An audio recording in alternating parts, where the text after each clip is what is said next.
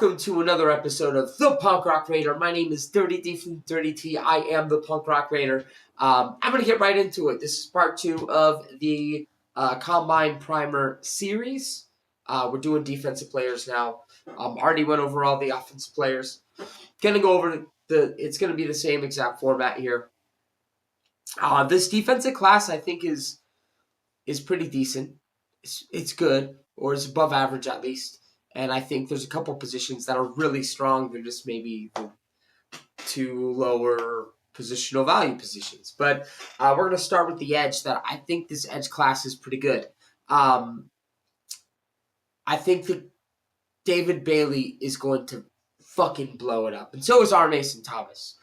Bailey and Thomas are going to blow the fucking combine up. But David Bailey specifically is going to be the fucking star of the edge class. Like, he's going to blow it up. His first step quickness, his explosiveness, he's going to look so good in the drills. He's going to really get all the hype he's been getting. It's going to get even bigger about him, maybe even being pick number 2. I think Joshua Josephs, who I'm surprised people have cooled on based off of the analytic profile and the athleticism, I think is going to pop. And I think he's going to look great, and he's going to pick up some steam. And I think Jayshawn Barham is an opportunity to do some of the same things. As far as fallers go, I almost put Zion Young here because we'll see how he tests. But I don't think if you're drafting Zion Young at 32, I don't think it's because he's an athlete anyway. I love him, by the way. LT Overton, though, I heard people say they liked his Senior Bowl. I didn't think he had a great Senior Bowl. And, if he's not, dynamic, I don't know. If he doesn't test well, I think we're going to start talking about him even lower than... At one point, he was a top 20 player. We could be talking about him in round 3. And then Romello Height needs to blow this up because he's already going to be very small, have short arms, and be old. And I don't know if he's going to be as explosive as people think he's going to be. So if he doesn't blow this combine up, if he doesn't look like a exceptional athlete, like a plus athlete for the position, conversation might change a lot about Romello Height, or really it just might get louder. All the doubts, all the questions, they might get louder. As far as interior defense alignment go, Peter Woods is going to remind everybody, how fucking athletic and talented this guy is. He's going to absolutely blow it up. I've seen people talk about him as a second-round player. That's insane to me, and that conversation is likely going to disappear after the combine. Put Grayson Halton here as well because I just think he's going to blow up the combine.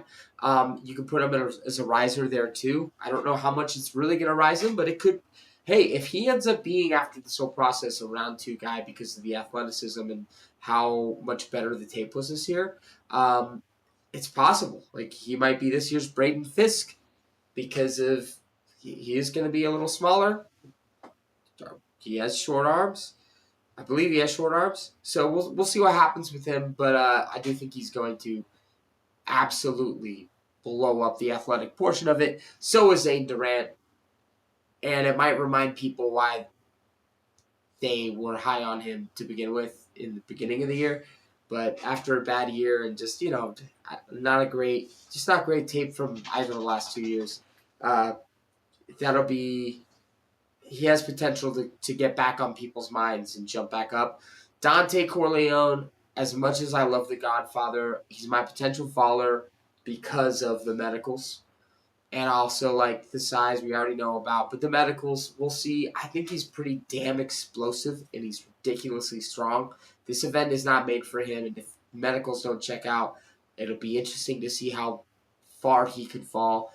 And then as far as needing to test well, I think Rayshawn Benny, if he's a better athlete than we think he is another guy that I still see him talked about as a 6th, 7th round player. Maybe we start talking about him as a 4th round player if he tests better than we think he will. And then Christian Miller, I think there's a lot of questions about.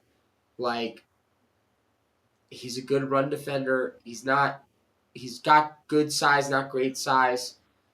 Like, if he doesn't test well, I still see him talked about as a fringe round 1 guy, and that's kind of how I see him. But what does the testing show about him as an athlete? And if it's closer to average, that might change the conversation. Linebackers, the Ohio State University linebackers are going to fucking set the world on fire with their combine. Both of them. Arvell Reese, I think, I really hope they work him out with edges or put him through edge drills.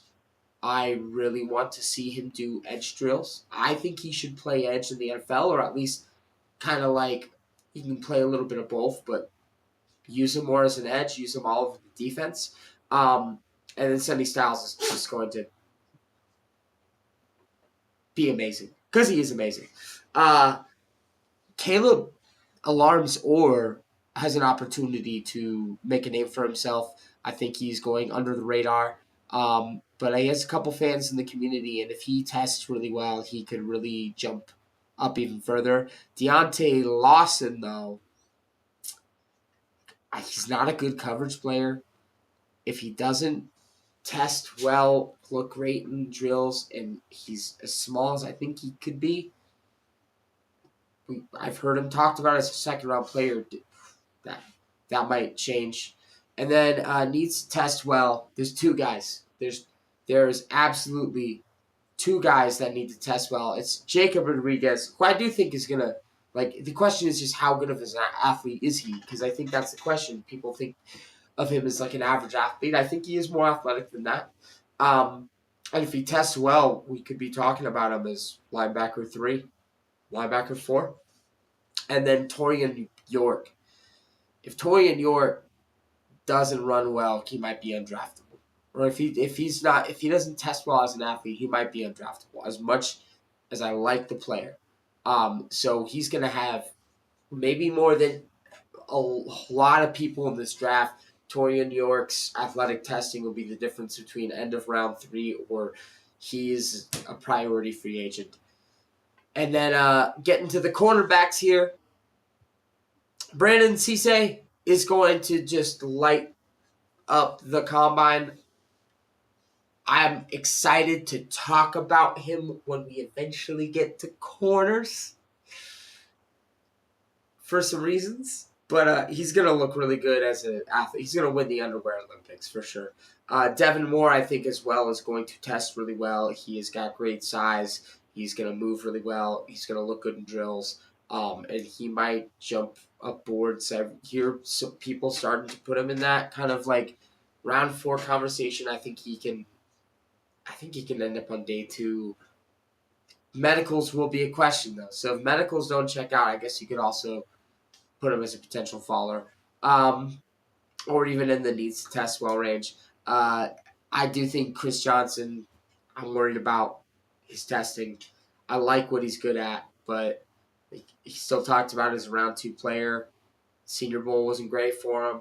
It's already not going to be great for corners. If he doesn't test well, this could really push him down. And then Dalen Everett as well. Bad Senior Bowl week. Terrible Senior Bowl week. And he might get just exposed in the combine as he's not a great athlete. He's not big. And like this could be really plummet his stock. Keith Abney is my needs to test well. Because if Keith Abney tests well, that's a round 1 quarterback. At least in this class. This could be the difference between getting picked somewhere in the 20s or getting picked somewhere in the 40s. And the last position we're going to talk about today is the safeties, which, if you don't know, I'm going to be doing my safety primer video within, I would hope it comes out tomorrow, if not the following day. I've watched 15 or 16 safeties. I'm going to be doing a top 15. When I do the primer, I'm just going to be kind of like highlighting some of the guys I like, some of the guys I think are overrated. And I'm going to highlight guys maybe like a best fit or two for the Raiders from this draft class. I think this is the best positional group in the whole class. And I think the stars are going to be Genesis Smith and Zakee Wheatley. I think they are two of the better athletes at the position. And I think they are going to prove how good of athletes they are and generate a lot of buzz, at least in the draft community. Bishop Fitzgerald is a better athlete than people think he is. I think he was on Feldman's Freaks list. Well, he might not be, but if he goes and runs, I don't know if he's running because I think he got hurt this year. If he is running and he runs like a 4.4, if he runs somewhere around 4.4, 4.45, I think he rises upwards. And then Xavier Nwamka is supposed to be a really good tester, a really good athlete, and he could certainly jump up a lot of boards as well. Kamari Ramsey, the other USC safety, I have concerns about his athleticism. I really am concerned about his athleticism, and he's still very often regarded as a top 5 safety in this class. If he doesn't test well, we're going to talk about Kamari Ramsey a lot soon. I promise you. I promise. And then Emmanuel McNeil-Warren has a lot of hype. He needs to test at least adequate. If he tests adequate, I think he can stay kind of in the position he's being talked about. If he tests better than we think he's going to test, then we could be talking about a round 1 player. Some people already are in their mind. If he doesn't test well, it's going to be interesting. He's got a lot riding on his testing. And then Jalen Husky, who is my pet cat of this whole fucking safety class. I love this player. I'm going to already tell you, I'm going to have him higher than anybody else. But his position of where he's stacked very much can change on his testing. I think he looked fast and he looked very fluid on tape. I don't know how fast he looked, but I think he looked NFL starting safety fast. Like 4.5 is the number I'm shooting for. If he hits 4.5 or better, if he hits 4, like right around 4.5, okay. If we're talking 4.6, the conversation starts to change for me a little bit of where I'm viewing it. That does it all for my defensive player combine primer, underwear Olympics primer. Please, if you haven't done so, it's free if you just subscribe, like the video. I love making this content. I've been taking a little bit of a break. I'm trying to set up extra content for me to make. That's a free way to support it. If you would like to help support even further so I can go even further, I am going to have the Patreon link in the description.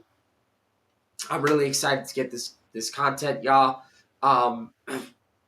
There's going to be a lot of good stuff.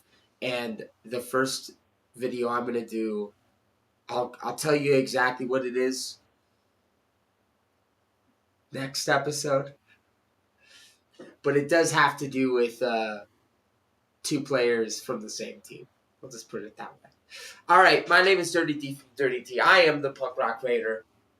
All y'all punk motherfuckers out there, have a great rest of your night, and salute.